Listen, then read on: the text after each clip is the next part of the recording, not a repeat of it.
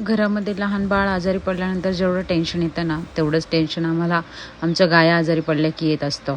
सारखाच पडणाऱ्या पावसामुळं तिवा होणं, म्हणजेच ताप आणि सर्दी होणं, हे गायांना नॉर्मलच आहे.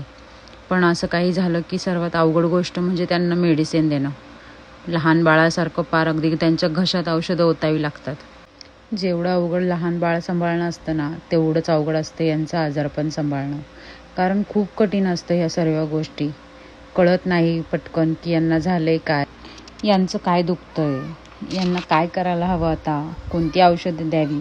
तसं तर डॉक्टरांना बोलवणं, सलाईन भरणं, इंजेक्शन देणं हे सर्व चालूच असतं.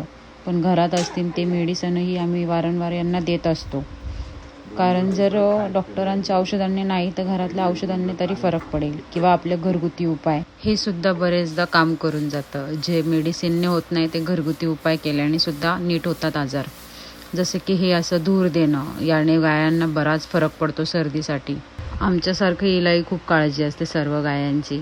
काय झाले, काय दुखतंय, का खात नाही, सर्व जाणून घ्यायचं असतं.